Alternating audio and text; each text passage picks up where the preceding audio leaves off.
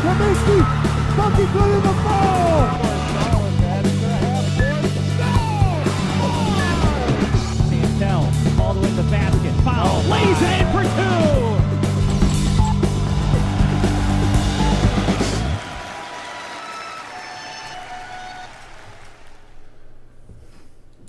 Hey, good morning, basketball fans. Welcome to the Upstate Hoops podcast on FingerLakes1.com. I'm Jim Seneca inside the all-new FingerLakes1.com studios on the third floor of the North Park building in Seneca Falls, New York, live on Sunday, December 3rd, 2017. Great show tonight. We have Heather Mott, Jerry Anderson, and Mike Krauza in studio, the South Seneca, Mynderse, and Red Creek girls coaches, respectively. So we're going to talk to them about a preview of each league. We're going to recap the first full week of action for girls and boys. We're going to release power rankings for the girls and boys, look at the week ahead. So a lot to get to, so I'm going to get right to it. The Upstate Hoops podcast and all of our coverage of Wayne Finger Lakes High School basketball is brought to you thanks to the support of Generations Bank, with locations in Auburn, Farmington, Geneva, Phelps, Seneca Falls, Union Springs, and Waterloo. They're online at mygenbank.com, and by Dr. Rod Littlejohn, delivering over 30 years of smiles with style. Visit littlejohnortho.com.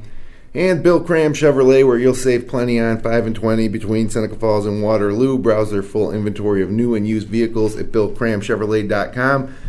Mention you saw them on Finger Lakes 1. Get $250 credit towards the purchase of your new or used vehicle. So before we go any further, I should welcome my guests into the show. Mike Krauza, head coach Red Creek girls, Jerry Anderson, head coach Mynderse girls, and Heather Mott, head coach of the two-time New York State Final Four and 2016 state champion, South Seneca Lady Falcons. So how's it going, guys?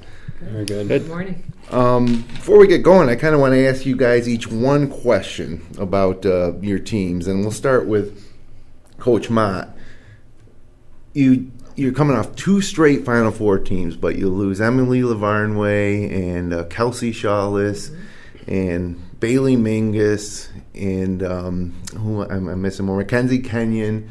But I look at your roster and I see familiar names that have shown a lot of potential and are really good. So do you tell them our goal is to get back to the state Final Four, or do you temper the expectations from last year? I think you word it in so many ways. One of the conversations we have had is that we do have girls that know what it takes to get to that level of play, commitment-wise, what it takes in the off-season. I think you always have to put that goal out in front of any team.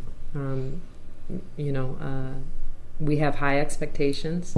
I don't think we sit there and say we're going to go back to the state tournament, but I don't think we said that the past 2 years. I think it was we handled what was in front of us. We controlled what we could control, and this year's a little bit different. We are a little bit more raw, and so it'll depend on the hunger that these girls have to see how far we go. Okay, fair enough. And Mike, Red Creek basketball, okay? It's something that's Red Creek soccer. I've heard of that over the years. Oh, yeah. But the basketball team, the boys, starting with Jake Slope and continuing with Nick Klein, kind of had a resurgence. But it's kind of tough to tell if they're going to be able to sustain that. It doesn't seem like it's going to be a good next couple of years, as good as the past maybe 4 or 5. Red Creek girls are having a resurgence. Isabella Wilbur was the first, I think, did she play varsity in 7th grade? 7th grade, yeah. So that's when I first took notice that who's this girl that's playing varsity basketball in 7th grade? And then you see the other girls on the team, like Alex and Katie and others, and we watch you guys play, and you're like, wow, Red Creek girls basketball are getting good. Are you going to be able to sustain the success you've had as of late? I mean, that's the goal, is always to have sustained success. And I think that the key is for us is to start having more younger youth things, which we've really had a key role in doing. Between our AD and my JV coach, Dave Welch, we've done a lot of stuff involving the community that we didn't have before. We've got a travel 5th and 6th grade team that we haven't had before. So, I mean, the goal is to really build this not just for this group, but to continue to succeed in the long run. And on top of that, I mean, it's nice that we're going to have Izzy Wilbur for the next 4 years to help really usher in the next group with the big senior class we have this year. Is Izzy a product of the youth program in Red Creek? A little bit, yeah. They did this is the first time we've had it with just girls, but before we had it with boys and girls. So she would always play with the boys and was one of the best players in the Little Rams. So yeah, it's a product of both. Good. Mm-hmm. So Jerry. I was thinking about last year's season, defeating Waco in former Mynderse coach Al Best, to win a sectional title, and then heading out west to Buffalo State to watch you guys play. And I don't know how much that was expected, that kind of run. So I couldn't tell if that team overachieved a little bit. And then I look at this year's team with Heidi Miller now as a senior and a lot of the familiar faces back. And so are the expectations for this year's team the same type of thing, a sectional title? I think when you look at the history of Mynderse girls basketball and the 11 sectional titles that we've had over the years, I mean that's always the team goal. We frame up our goals a little more longer term in that a sectional title is our ultimate goal. We generally don't look at winning a game at this place or winning a league title. Over the years, you have a tendency to forget who won the league title. Here in Seneca I don't like that though, because especially the Finger Lakes East girls and boys that's an accomplishment to win that league. It is, but you've been through in the gym, and they hang those banners, and that's a great motivational tool for the girls. Yeah, keeping them mentally engaged in tough times during the regular season to know that their goal is still in sight come the end of regular season.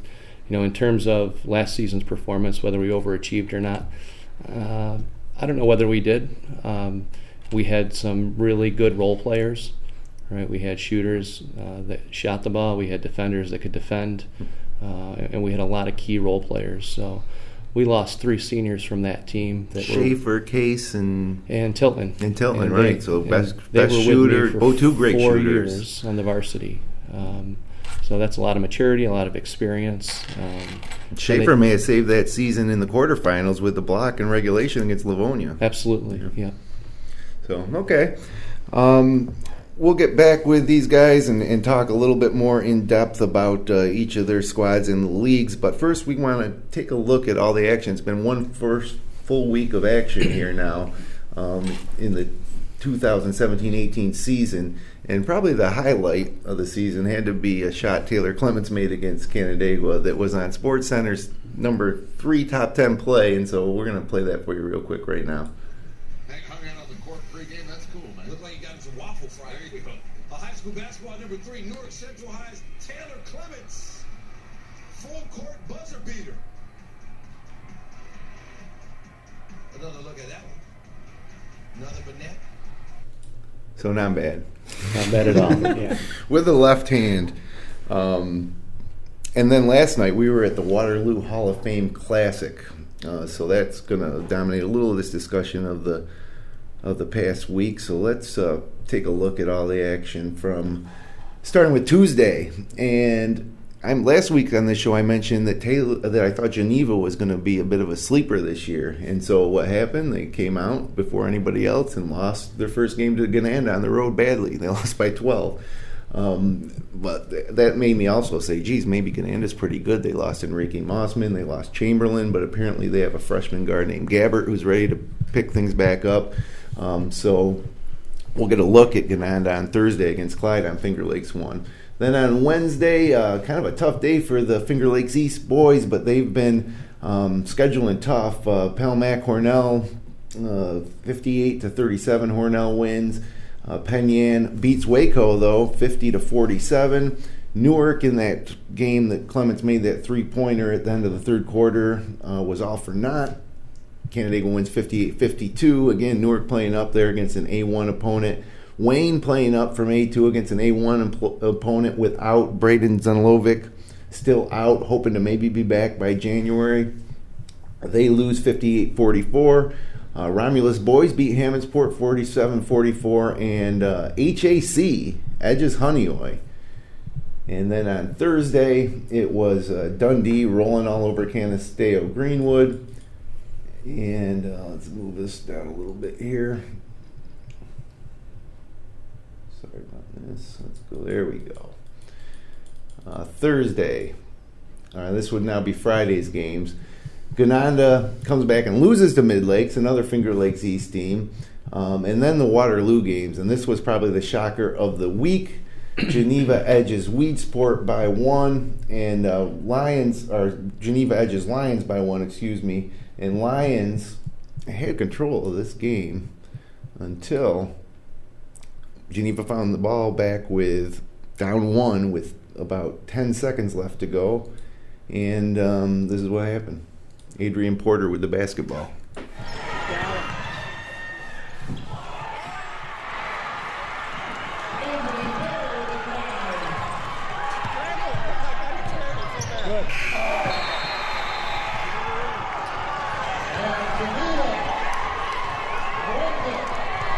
So that was a great early season atmosphere in Waterloo for that ball game. Waterloo's a big gym. It's hard to get it kind of rocking, but the Geneva and Lions fans did. And again, last week I said Geneva would be a sleeper this year, so maybe they redeem themselves a little bit with that win. But I also said that I really like Lions. I thought they had something special brewing there now that Justice Smith is in his junior season. They really had control of that game and let Geneva slide back into it. And they would end up meeting Weedsport, who defeated Waterloo on Friday night for the tournament championship. Wayne bounces back against Honeyway Falls Lima, 48-34. Marion edges Romulus, and a really nice. There was a little tragedy in Marion with a couple of players associated with that basketball program that were killed in a crash, and the Romulus boys acknowledged the parents of those individuals for their game, and Marion wins that one 48-32. HAC out in Syracuse for a tournament, rolls in game 1, and then on Saturday, Mynderse opens their season with a 71-44 victory over Marcus Whitman, and 10 Blue Devils scored, and they looked really impressive. The new big guys, that Jake Mean, they lost their player of the year, Jake Mean, last year, but Darren Miller and Jake Robinson and Keegan Baker, all with nice games on Saturday in Waterloo. And then you thought maybe now, geez, Lions might roll over Waterloo, and they also had a nice little lead and let Waterloo get back into it on Saturday. Waterloo actually had the ball down 3 with a chance to tie at the end of that game, but Lions holds on, thanks mostly in part to 31 points from Justice Smith. His younger brother Justin's a freshman on the team too. And Waterloo had a really nice game, 19 points from Derek Sluka, but it wasn't quite enough. But a little different feeling in Waterloo for this team. They might win a lot of games in the East. Sluka, Ruiz, Hubbard, Jaquan Lewis.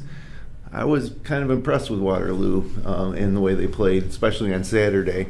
But then Geneva comes back and wins in overtime against Weedsport in the final in what was a great game that you could see on FingerLakes1.com, 62-57. Now, Keem Hudson had a nice game. Reed Patchett had a nice game. And that's one reason I thought Geneva might be a sleeper, is because they are big, and Reed Patchett's multi-dimensional, soft touch, great rebounder. And if Keem Hudson can stay out on the court, he might have one of the nicest shooting touches of a big man.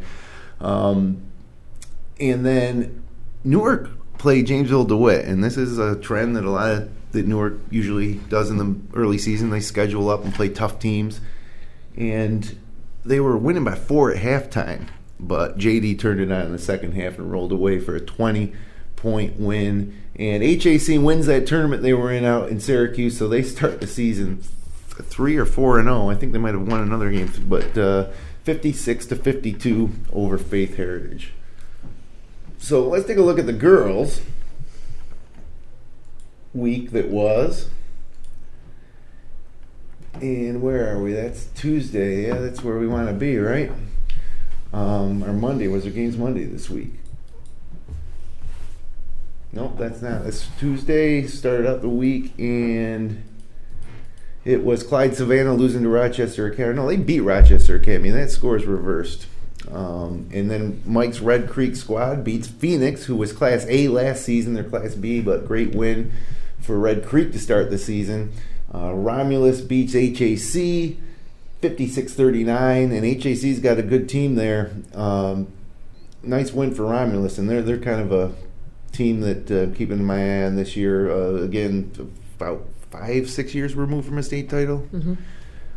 So they're looking good behind Mary Ellen Guerry. And Bloomfield beats Honeoye in a league contest 55-23. Palmac beats Waco, another nice win. And then on Wednesday, South Seneca visited league mate Dundee and won that fairly easily. And Waterloo topped Avon. Nice win for Tim Lincoln and Waterloo. Mynderse hosted Aquinas, jumped out to an early lead, but man, Aquinas was much bigger and faster in Class A. And they got a girl, what's the girl's name, Jerry, that's going D1? Kayla Jackson. Kayla Jackson, yeah. And so, but that's, again, Mynderse and Coach Anderson testing themselves early, getting some, elite competition. And then the Mid-Lakes girls beat Gananda, so pretty nice win for Elena Forbes in Mid-Lakes there. Start their season. And then we move ahead to Thursday. Whitman beats Clyde Savannah. Palmac loses to Edison, another Finger Lakes East team playing up in the A divisions. Wayne loses to Brighton. Marion beats HAC, and Honeoye beats Warsaw. And then on Friday, Newark plays Beekmantown, so I don't know who that is or where they're from or where Newark girls went. But tournament in Saratoga. Okay. So, but they lost by 39-38, maybe a little fatigue from travel. Campbell Savona beats Naples by 5. Mid-Lakes steps into Section 3 and beats Corcoran handily. And South Seneca holds their second straight Finger Lakes West opponent to under 20 points with a 53-18 victory. And Marion edges North Rose Wolcott. And then Saturday, Newark in action again in that same tournament, I'm assuming, beating Plattsburgh 66-21. So, wow. There's your look at the week that was. We'll take a look at the week ahead here at the end of the show. But let's get to the girls' preview here. And it's you guys are all playing each other. Mike, you're not playing Heather, but Jerry's playing South Seneca. We scrimmage. Well, I'm not worried about scrimmaging. And we're actually going to have both of these matchups on Finger Lakes 1. So on December 11th, I think, it's Mynderse South Seneca at the Arthur L. Baker Gymnasium. That's become a real fun annual matchup to keep an eye on. And then on December 28th at New York Chiropractic College, it'll be Red Creek girls versus Mynderse girls. I'm really glad you guys set that up. How did that game come about? Well, I reached out to Mike last year. We were looking for a non-league game, and he had one available. We needed one, and then I think somebody from here reached out to us this year about trying to get there. And Mike was open to coming down. And we are very excited to have the chance to play Mynderse. I mean, such a good team for so long, and we love to have finally kind of start to almost be in the conversation of how good Mynderse has been for years and years. Yeah, I mean, I usually set lines just for entertainment purposes, and so we'll have to see how you guys do over the next few weeks and where that line's set. But right now, early line, I'd say Mynderse by 4, but mainly because of the location. But I think it's going to be a really good game, and I think you're going to enjoy that tournament at NYCC. They do a really good job. Yeah, I've seen it on the boys' side. It's great to have the girls there. Yep, they really roll out the welcome mat. So, Mike, let's start with Wayne County. Ganonda's been the class of Wayne County girls for a while. They kind of have supplanted Newark's in the east, but they East Rochester, Ganonda. It seems like the good teams are west, and you're way east. And then in between you got your Lions and your Clydes, and Lions is actually looking to be improved this season. But what? What's your take on the league? If you had to pick contenders, and I know it's a tough thing as a coach to. But who are the best teams? Yeah, I mean, there's no one it's Ganonda and everyone else in my point of view. I mean, sectional champion last year. I know they lost a couple. They lost Boyd, they lost Crum, but at the same time, they still bring back they still bring back a lot of good players, and they're always very well coached, always disciplined. They're always are able to go deep. They do a lot of things very well, and I think they're the class of the whole league. And then on top of that, Lions looks very tough. Lions looks like they bring back one of the Kemp girls, who's always tough on the boards, and they have some other guards. Their JV team was what I thought was the best one of all of them throughout in the league. So I mean, they bring a couple of those girls up, and with a new coach, a new mindset. So they'll be tough. And then Marion's going to be very difficult with the Fisher in the middle, who's just a great athlete. Yeah. And then Guerin as a guard, as a leader. So they'll be tough. And they've got a full roster with no JV team this year, so they have a 15 player roster. Wow. So yeah, so they'll be very, very tough as well. So I think those are the three of the teams that are really at the top of the West. Yeah, I might have done a disservice by not mentioning Marion there. So, talk about your team now. I mean,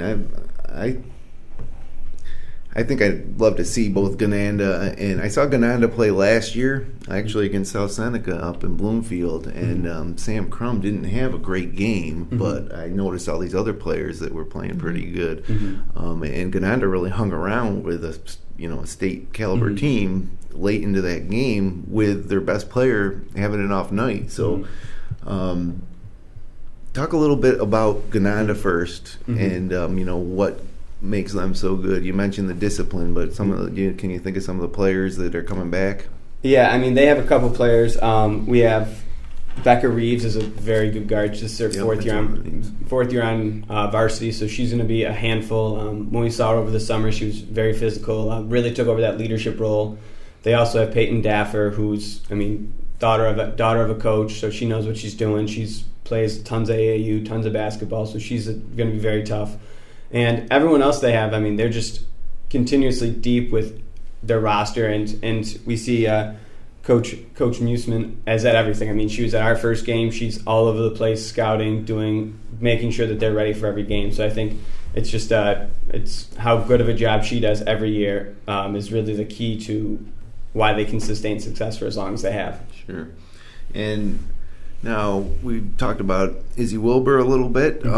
First of all, what makes her so special? Tell me a little bit about her game. I saw her play when you guys came to Seneca Falls play Mynderse last year. But tell me a little bit about. She struck me as she seemed like a senior out there, but she was a 8th grader at the time or a freshman. What was you? 8th grader last year. Yeah. So she's just a gym rat. She's everything that she does is for basketball. She's always willing to get better, take criticism. She can shoot the ball very well. I think that's one of her best characteristics is that she can shoot it, and that she is. Last year, I think she sacrificed a little bit of scoring for herself to try and get other people involved. So I think that's a big thing, and that she's got to continue to grow on. But she's a very special player, and just her offensive game alone is in shooting and distributing the ball. And talk about the next the other top players in your team, like Alex and Katie. And Alex Mosqueda is another guard. She's putting a lot of work this offseason as well. She's been all over the place between AAU, between some different leagues and everything like that. She's a great athlete. She's defends very well. We end up putting her in our other team's best guard every night. She goes to the rim strong. Can shoot the ball. So she's another well-rounded player as well. And she's a senior who's been with us for 3 years on varsity. So she's really had a lot of experience there. And the same thing with this whole senior class. Emma Griffin, Katie Smith, Maggie Meyer, and Sienna Fernandez are all seniors. Fernandez is the other one too. Yeah. I was impressed with when I saw her play. So they're all they all grown up together. This is my 3rd year at Red Creek, and I've been fortunate enough to have this same group as starting players since my entire career at Red Creek. So it's been interesting growing with them and seeing how much they've grown and developed as basketball players. So it's nice to see that finally coming together. What class are you guys? C1. C1, and there's 2 or 3 Cs. 2 this year. 2 this year, okay. So you in there with Gananda? Yes, Gananda's the class of it, and then we also have Letchworth, who brought everybody back and was very, very good last year. Candido Greenwood is another team that brought everyone back and is very good. So that's kind of the class. And we have Batavia Notre Dame this year in C1. So it's another tough task. Some schools moved down, like Bloomfield moved down to C2, but so we were fortunate enough to lose a couple really good schools, but we've also gained a couple, and it'll be a very interesting when sectional time rolls around. Yeah, the C classes are always interesting because you do get some movement up and down. Sometimes there's 3, sometimes there's 2. It's a big difference when you got to go in a bigger class like that, like Class B, for instance, is just one big class, and it's almost like the whole Finger Lakes East is in that one class. So it's but the C's are interesting because it's changeable, and yeah, there's just a lot of great Wayne Finger Lakes teams in there. And I didn't know Bloomfield did move down from, so you'll have to contend with Bloomfield this year, right, Coach? A couple times. So maybe 3, right? Hopefully. Yeah. So who I got next here? Jerry, the East, the Finger Lakes East. I mean, it seemed like just a few years ago it was all about Wayne and Geneva, and now I don't even know if Wayne and Geneva are in the top 5, honestly. I'm looking through this. I'm looking through some of the talent coming back here. Whether it's Pell Mac's team or Elena Forbes at Mid Lakes, and talk about first just the league as a whole and some of the top players. Well, I think the league as a whole is probably a little more even than it's ever been. I think if you ask all 8 coaches, you're going to get 8 different answers on who the favorite is. I was talking to a coach last night, and we were having some discussion on it, and we think a 4 or 5 loss team could win the league. Yeah. There's a lot of parity. There are a lot of teams that bring a lot of people back. So when you look at us, we lost 3 starters. We lost 50% of our offense. So when I look at where we rank there, right, we're probably in the middle of the pack to down. You've got Penn Yan that's bringing back a core nucleus. Pell Mac has a new coach, very deep. Watch them play. They're playing with tremendous energy, intensity. Wayne has a new coach coming in. They have a core group of girls that are back. Waterloo's entire team is back. All right, and these are some of the teams that were in the middle to the lower end of the league last year that you're going to see them elevate. Newark is going to be tough. They've got one of the better big girls in the league in Ladonia Smith. I did mention Penn Yan, but they got 2 tremendous guards in Sydney Bloom and Hannah Keach. Yep. Waterloo has Logan Castiglione, another tremendous guard. Wayne's got a tremendous shooter in Elena Korniker. It's going to be a tough matchup every night for every team. Geneva brings back one of the best big girls in the league, and Lauren Devaney. Yeah. So, it's cliche, but it's on any given night. Sure. If you don't come to play, right, you can have it handed to you. Well, we're going to extend the girls' Super 6 to actually 10, so it's going to be boys and girls power rankings, no more Super 6, and it was one of the most difficult things to do to try to submit your ballot for the girls this year, not only in the East but across the board. It's just kind of up for grabs. So many good teams, but I don't know how many of them are going to stand out and be kind of elite teams. And one thing I like to do at the end of the season is I look through the rosters of the boys and girls and see who's coming back. And all the top scorers, a lot of the top scorers in the East and Wayne County were sophomores, or some juniors, but most of them were underclassmen. So I'm like, man, we're setting up for a really nice run here on the girls' side of things. And I think that the East is a great example of that. So Elena Forbes, you think she's the best player in the Finger Lakes East? She's probably the most athletic guard and probably has the best all-around game. A lot of the statistics come from what's around you, though, right? So yeah. We look at who's coming back as leading scorers, and they were sophomores and juniors. But there were a lot of good role players that left last year that opened things up for guards, for post players. So do I think she's one of the best guards? Absolutely. She could be the best. And her offensive game is probably not even the best part of her game. Right? She's a great off-the-ball defender. She can play passing lanes. She can read players' eyes. Mm-hmm. Right? She'll probably get 8 to 12 points a game on the defensive end. So it seems like just yesterday that we were hearing about an 8th grader that was playing varsity for Mynderse, and Heidi Miller. Mm-hmm. And she's battled some injury issues, missed most of a season 2 years ago. Yes. And now she's a senior. I mean, it just seems like time flies. Obviously, it does. But this is Heidi's team. I would say it's everybody's team, right? So we take the position every year that's the seniors' teams, right? Because they can't do it again. She's always been a leader since I've had her. She's been a captain now. This will be her 4th year as a captain. So she assumes a lot of the leadership roles, but we also, pull other seniors in, because this is their last time. So, Mm-hmm. We want input from them. We ask everybody to work, tremendously hard in the off season and during the season. But, when you look at it from a historical perspective, it's not very often that you get, a forward or a center that comes in and can do the things that she does. And that in itself opens up things for the other girls. So talk about some of the other girls. I know we lose Case and Tilton and Schaefer. Yep. So you lose some outside shooting. You lose some hustle and defense. Who's going to fill those roles? Yeah, that's a good question. Two big voids immediately. Sarah Schaefer's defense, right? She was pretty under the radar, if you will, in terms of scouting reports, but she could control a game defensively with her length, with her leadership. Haley Case and Megan Tilton, I think combined last year, they hit in the neighborhood of 70 to 80 3-point shots. Right, so that's tough to replace. Coming back, we have Madison Barnett, who was our 6th man last year. There's an opportunity for her to step in, take on more of a leadership role, scoring role.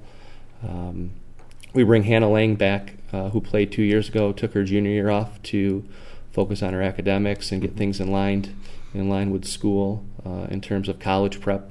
Very smart kid. She's a decent outside shooter that can really help us off the bench.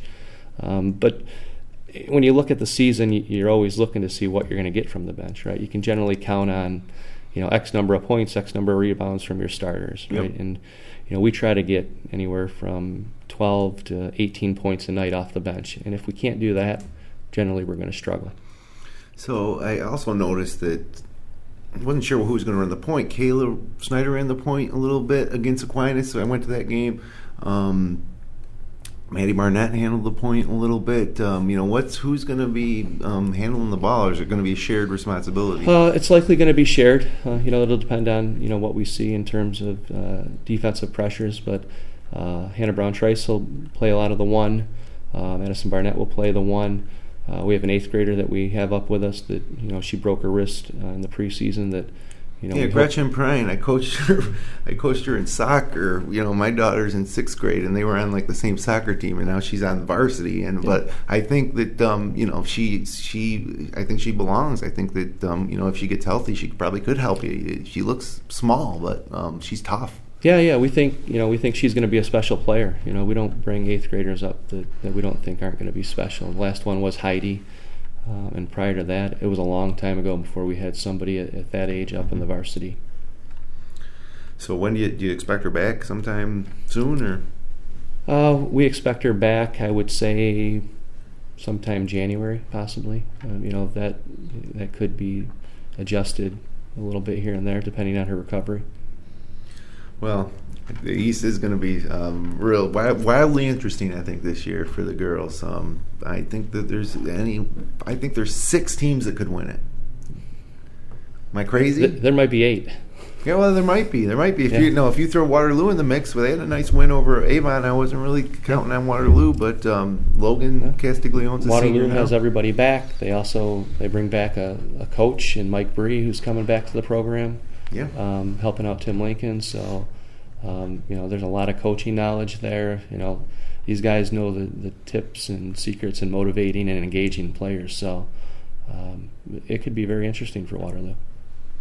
Well, let's move to the West now, where unlike the Finger Lakes West boys, where you see, I get in trouble sometimes, but the West boys the top teams in the West, boys, could never dream of competing at this point with the East and Wayne County top teams right now. But the girls, on the other hand, have between South Seneca and Romulus and Bloomfield, I mean, these are some of the best teams in the Wayne Finger Lakes.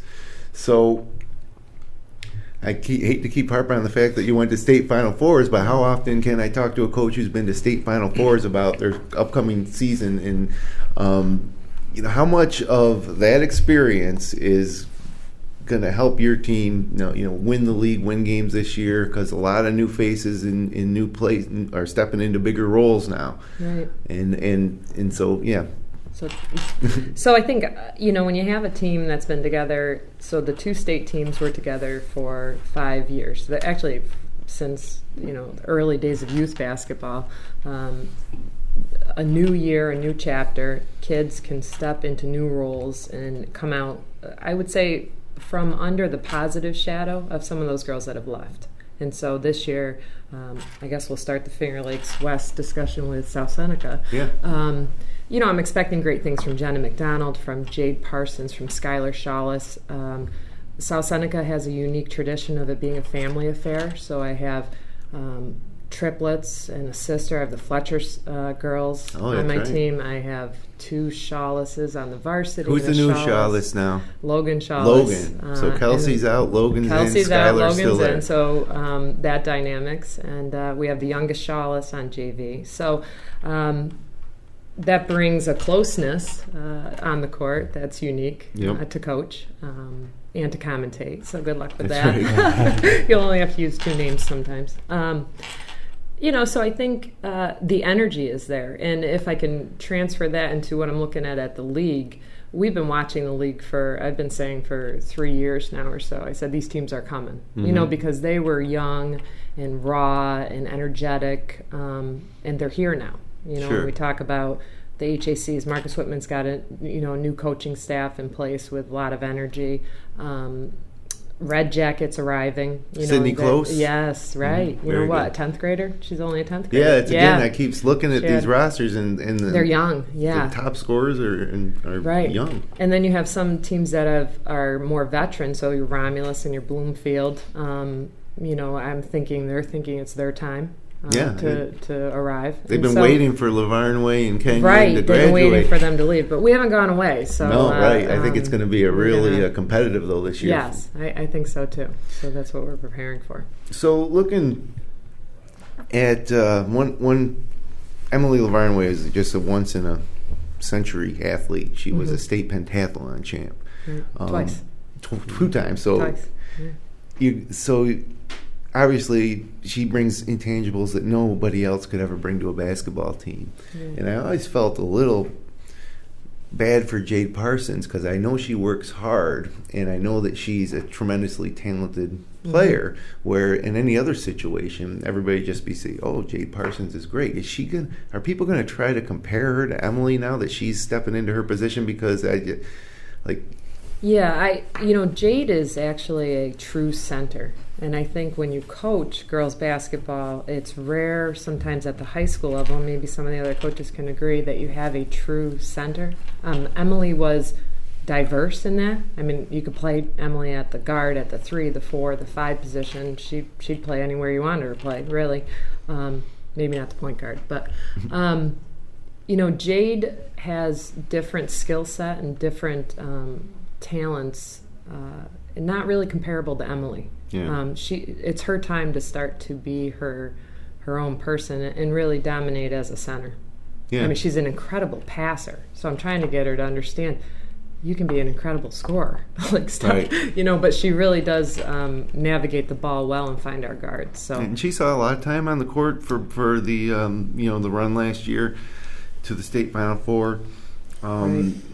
So I just that's one person on your team that I don't want to say I felt necessarily bad for. I just think it's a lot of people may say, instead of Lavarnway, they got Parsons at center, but it's just totally unfair because she's a great player in her own right. Right, and our game style will change because of that. Right. So talk about some of the other girls on your squad and what they're bringing. The ones that are going to step into increase. What's your starting 5 look like now? Small. Smaller than last year. We're not going to be, facts, you can come scout us from paper or scout us live, but there's the height range is about the same. So we're going to be small, we're going to be fast, we're going to be scrappy. Our starting five will be interchangeable, I think, depending on what our needs are. We're carrying a big squad. I have 14. And so the goals there are to look the same as we sub, and kind of just keep coming after 14 girls 14, on this. biggest squad I've ever coached, yeah. Wow, you can almost have a try scrimmage. Add one Right. more. That's our practice plan. So talk about some of the girls specifically, that especially some of the ones that were on the team last year, and then maybe a couple of the new faces that we should know about. Skylar Chalice understands it, knows it, wants it. She's a senior this year, doing a great job as our captain. Jen McDonald, she is incredible to watch. I mean, she's a real spark on the court. Yeah, I've always been impressed with the stuff she does out there quietly. I think it was the Romulus game that we did last year, where she had maybe a minute 30 stretch. And again, she was coming off the bench then, Right, so right. all of a sudden this girl comes in and just took Explosive. over the game for a minute explosive. 30 seconds. Yeah, she had a quiet 15 the other night. I didn't even know when she had it. Really, I had to look at the book. Jade Parsons, I think we're going to have, I expect great things from the Fletcher girls, Logan Chalice. We have a returning senior, Haley Mills. She offers a calming presence to the court that sometimes with youth you need to pull the reins in a little bit. We get going faster than we need to at times, which isn't a bad thing. Haley Bentley. I mean, I really could talk at great length about all of them because we're not quite sure. It's an open stage for some of them to see who's going to step up and deliver. Which is great. Do they look at it as a competition? Yes. Okay, well, then you're glad they're competing against each other. But at the end of the day, is the competition still one thing about the South Seneca program is that those girls were all for one and one for all. So now that you got all this competition for playing time and positions, is that difficult to maintain? You have to teach that. I mean, the world isn't going to hand you anything. So I think if we can start teaching those lessons within our practices, and the girls realize that, the ultimate goals, whatever they might be, and each one has individual goals. I think Skylar's goals might be different from Jade's goals, senior to a junior to a freshman. But, if we can teach them to have healthy competition, that the competition makes us all better, that's really what we harp on in practice every day. Well, the West is going to be something to see this year, and I've talk about just some of the top players. I the first one that comes to mind, if you off the top of my head had to say who's the best player in the Finger Lakes West, I might say Braylon Scott of Bloomfield. Is that accurate to say? I would put her right up there as one of the top players, for sure. Along with? I'm keeping Romulus, Mary Ellen Guerry, Sydney Close is impressing me. I'll put a plug in for a couple of girls from my team. I think Skylar and Jenna can put on a show, and Jade, as I mentioned. But back to Bloomfield, I think they have a three-pronged approach. They have Poole and Sheehan.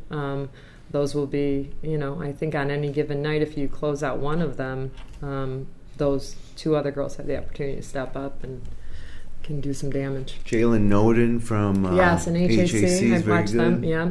And Jordan Chappelle is it from Marcus Whitman? Yeah. Jordan, was I saying their last name right? Is yes. it Chappelle? Yeah. I think every team, like I said, we've been waiting for them. I think that's going to be a pretty exciting season. Yeah, me too. So we're really across all the leagues. So. It's really cool that we could have all you guys in here to help me kind of make sense of it all. The nice thing about high school sports, I think, is that unlike college basketball, for the boys especially now, is the best teams have guys for 1 year and those players leave. So in the case of high school basketball, we're getting to watch all these kids year after year after year. You're going to get 4 years out of them, or 2 years on varsity, and that's kind of nice. But it is difficult to keep track of it all, and so having 3 coaches, one from each league, come in is a real treat for me. And so I'm going to school this morning, And so with that said, it's time to release our power rankings, which, listen, don't get mad at me about these power rankings because they mean absolutely nothing, okay? The sectional committees are not looking at them to place teams. It's just for fun. But I know it means a lot to some kids, and one reason why we do it is because it kind of sets up games that we're covering live a little bit more. So when we can say it's number 1 versus number 2. And I think that there's a bit of a camaraderie between these 3 leagues, the Wayne Finger Lakes leagues. It's kind of something special. Locally, I think that a lot of other places in New York State might not have. And so if we kind of include everybody and say what's the best teams in the Wayne Finger Lakes, the leagues that we cover here at Finger Lakes 1, I think it's kind of interesting. So let's drop the boys first. We did our preseason last week. We'll call these week 1. And again, this is all going to play itself out over the next month or two. So we think Wayne's the best team right now. They lost to 8-1 Pittsburgh Sutherland team and came back with a win over Honeyway Falls Lima. And I think Mynderse jumped into that number 2 spot ahead of Newark because they looked really, really impressive against Marcus Whitman. Kevin Korzaneski taking over the reins along with his assistant Pat Prain. A great staff. They're running a great style. They're playing a lot of guys. We had a lot of question mark. Did the game with Nick Ciotti. Called it with the former coach who coached these kids at the beginning of last year and for the past several years. And before the game, we said we had questions. How is Jake Robinson going to react? How is Darren Miller going to look? A lot of these new faces. We know that Kellen Carher and Jerry's son Devin, we know what they can do, and we know they've been working hard, and Quentin Battle. But all the question marks we had, including Jesse Cabot's going to see time. Is he going to shoot like he did when he was in JVs? And it was yes, yes, yes. Everybody looked great. So Mynderse moves up to 2. And then despite the fact that Newark got run in the second half against Jamesville DeWitt, I was impressed with what Newark had. The Vandemortel kid is going to be a factor. Jaden Peters looked confident out there with the basketball. You wonder who's going to be those next great guards to follow the Tyler Collins and the Jose Santels and the Brian Sharps, and Newark known for their guards. But Taylor Clement's another one of those guys that's been on varsity for 4 years, and this is his senior year, and he looks solid. DeAndre Saunders is back, and Friday night, Newark Mynderse right off the bat at Newark. So 2 versus 3 on Finger Lakes 1. Now Mid Lakes jumps up to 4. Bryce Burry, senior year. They got some size with Milliman and a kid, a Hicks kid that I don't think a lot of people talk about that I think is brings some size and talent.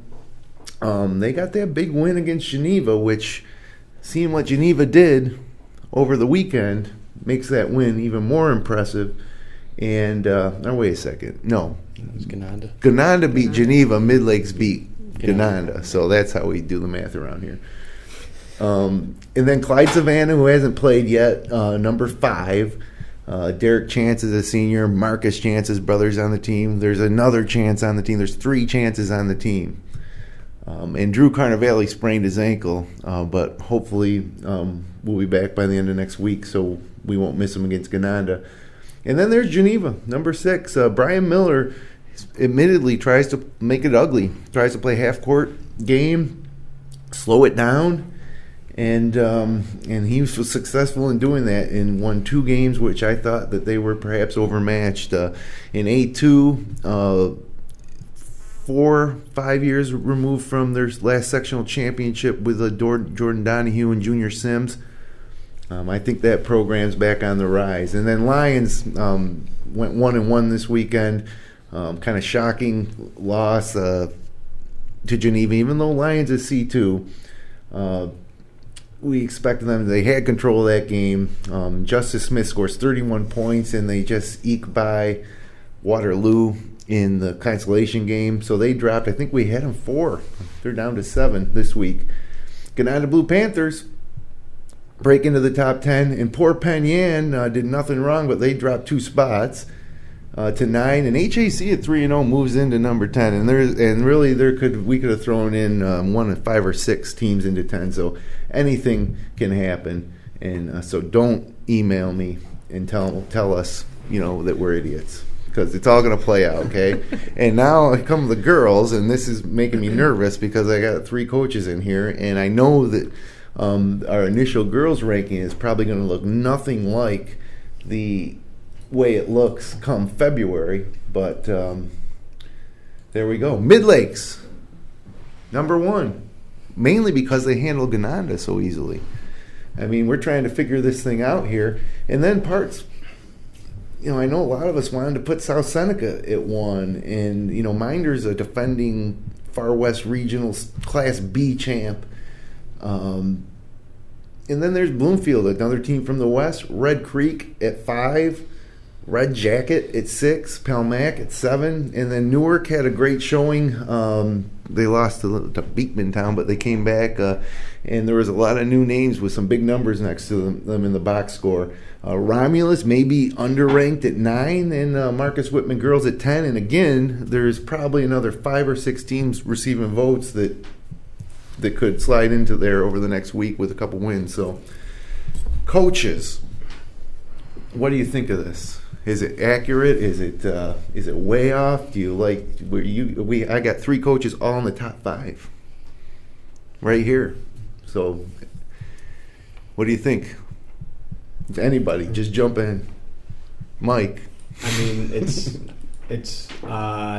nice to be ranked at the beginning of the year, but at the end of the day, it doesn't matter until we actually really play a bunch of games. I mean, most of us have gotten a couple in and seen what we had.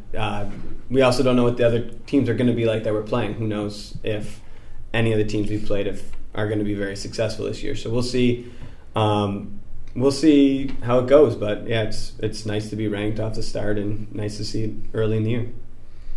How about you, Coach? Is this do you feel like should be number 1? Are you happy with number 2? Do you think that it's too much expectations for a team with so much turnover?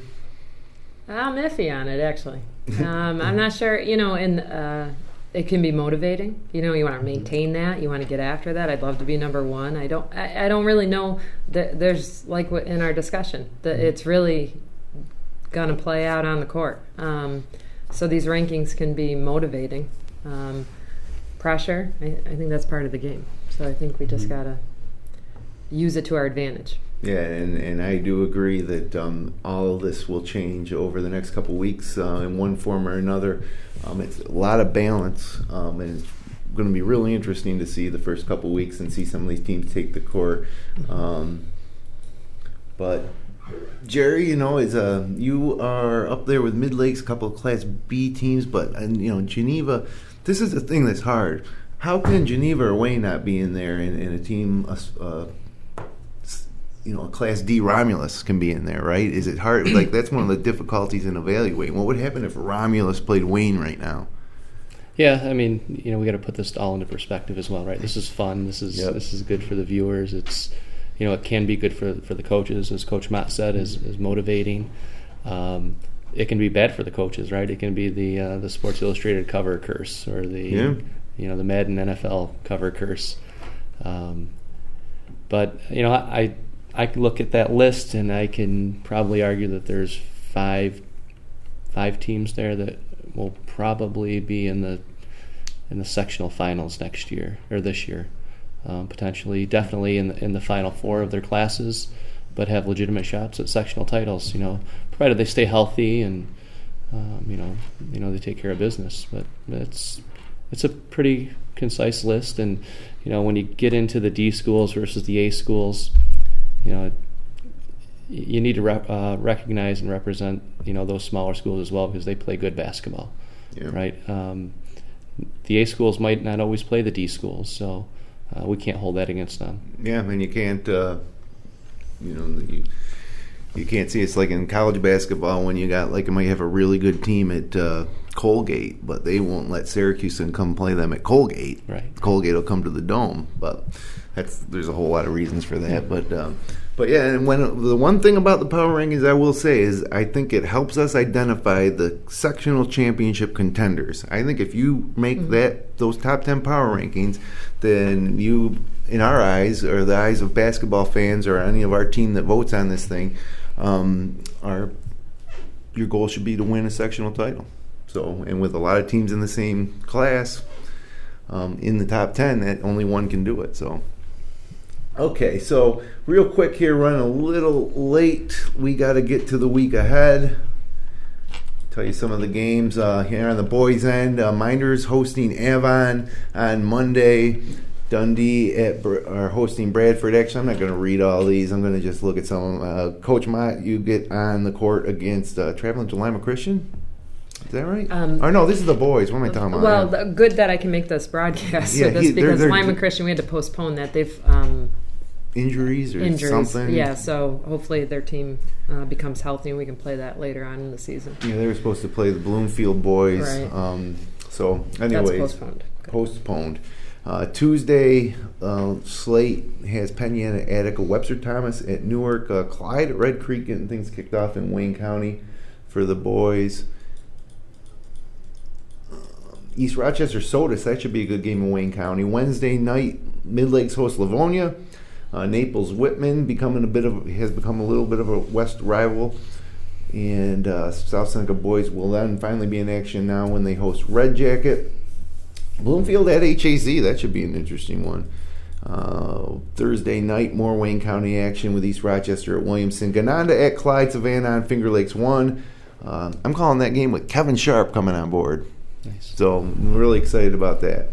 Lions in action, Red Creek and North Rose. And then Friday night, you get the Finger Lakes East teams facing off here, getting things going with no bigger game annually than Mynderse Newark. And this one will be at Newark. That'll be on Finger Lakes 1. Brendan Harrington and Tanya Robinson on the call there. Geneva and Wayne matchup. Whitman Dundee. And Naples is in a tournament in Campbell, Savonia. And then a nice crossover Saturday, Lions at Bloomfield. Last year Bloomfield came to Lions and got blown out of the Atwood. We'll see if a little chip on Geithner's shoulder and John Maston as Lions comes to Bloomfield. A court that they've played on several times in the past couple of years in sectionals, okay? So now, let's take a look at the girls' week ahead, where we've got the results here. We got to scroll down a little bit. Running out of time. Saturday, Tuesday. Bishop Kearney at Mynderse. Yes. Is that a mistake? No, it's a great test for our girls. They're going to play against elite athletes. That team has potentially 4 Division I players on them. One getting an offer from Syracuse as a 7th grader, and Sonia Wilson, 6'3" forward. It's a great test for the team. We play them every year. So last year they beat us by 40. Right, we end up with a sectional title. Right. So we don't see competition like that all the time, and it really gets us ready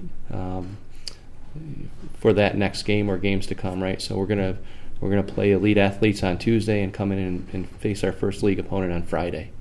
So there's a little bit of risk reward there, right? You could mentally lose some kids based on how that goes. But from my experience over the last 4 years, it's been a positive. So we're going to go just a few minutes over here. If you're watching on Spectrum Channel 12, we're going to cut off here in about 30 seconds. But I'm going to go a few minutes over so we can get through this here. Palmac at Aquinas, obviously same type of thinking that Jerry just explained. Wayne at Webster Thomas, and Naples Marcus Whitman, and there you're going to see Sydney Close in her gym on Tuesday. Mm-hmm. Nice. Do the girls know who Sydney Close is? Are they like, we're going to go and we're going to play Sydney? They do. Oh, I think we're surprised sometimes at how much our own girls, and maybe you guys can follow this, but they follow who's doing what and who's scoring. And I mean, in class, I see the girls on their tablets, like who did what and who scored and who's leading this and what the scores were. So that's good. Well, maybe since we are taking a few extra minutes here, hope nobody's got to rush off. I'm not keeping you. We're not going to go too late. But one thing I've noticed that's changed a little bit is now that I have a daughter in 6th or 7th grade, and she's in 6th grade, she's playing 7th grade travel games, and she'll get there and she'll go over and talk to the girl on the other team like they're best friends, and she has connected with them on social media. Like, it's kind of crazy. Mm-hmm. Because when we were in high school and we went and played an away game, we saw those. That's the only time we saw those kids or talked to them ever was, after the game, good game. And but now with AAU, travel, and social media, do you guys see that to be the case? Are your girls more familiar with your opponents? Absolutely. Definitely, yeah. Absolutely. I mean, I've heard stories of girls telling me on my team about other players being hurt on other teams before their coaches. I mean, it's incredible that social media, how it follows each person. It's crazy. Yeah, and I think it's for the best. And I don't know. I struggle with it because, like with my daughter, sometimes, or with any young kids, people say, "Man, they're on their phone so much. Get off your phone," or "I'm going to take the phone away," or "You got to get off the phone at this much time." I'm a little more lenient because my thought is like, this is the world that they're getting into, and she's honing her communication skills the same way that you would in my days when you would actually might sit on a corded phone, trying to talk not so loud because you can't like go in the other room. So it's just different, but it doesn't bother me that much, and I think it's pretty cool when I see my daughter go to an away game and joke around with a kid on the other team and they're also going to be friends and rivals for the next several years.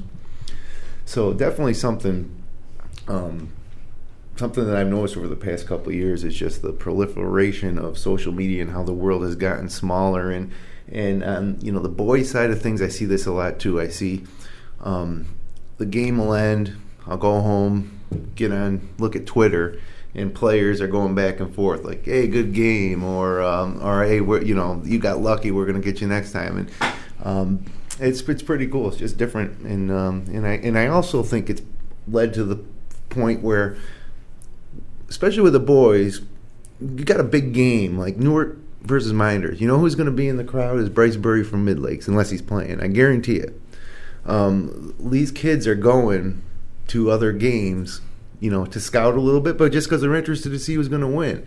And so, yeah, I think that's pretty cool too. But it makes the whole Wayne Finger Lakes thing that I was talking about, I just think it makes it a legitimate thing. It can be interesting, but it's also a risk, right? It's a risk that, as coaches, we didn't have to deal with 10, 15, 20 years ago, right? So now we have Somebody to educate says our the wrong kids, thing. Educate our kids on social media, proper use, right? And, personally, I could do without it.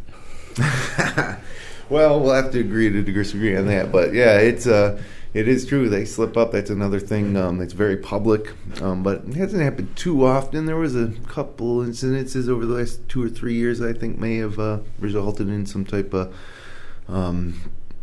suspension or reprimand. But hey, mentioned that we're going to be in Clyde on Thursday for Clyde versus Lions.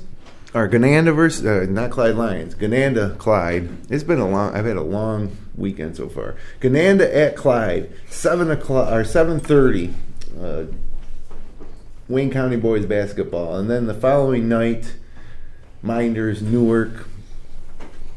1 or 2 meetings this season. Getting this one out of the way early, December 8th. Could decide the Finger Lakes East. So. Tune in for that, and everybody, thanks so much for coming. I know, Mike, that was a long trip. Yeah, not too bad. How long? I live in Baldwinsville, so it's 40 minutes or so. Yeah, it's not too bad. And it was also not the shortest trip from down South County, right? No, but like Red Creek, yeah, everything's an hour from South Seneca. Exactly. So we're just used to driving. This is a nice short trip over here. Good. Well, hey, and Jerry, you had about 30 seconds. Cross the bridge. Just about. Yeah.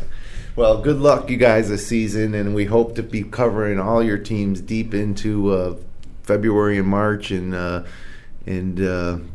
best of luck to all your girls. And the thing I like to think about is just the memories and the things that are going to happen. Every year there's some really profound stuff that goes down, and so, I can't wait to see what it is. We're excited, yeah. Yes. So thanks for joining us on the Upstate Hoops podcast here on Finger Lakes One TV. You can subscribe to our feed on YouTube. Our audio-only podcast is available on iTunes and Stitcher.com. Follow us on Twitter at Finger Lakes One. Send us some game reports, videos, photos. Send it to us at Twitter. Send it to us at contact@fingerlakes1.com.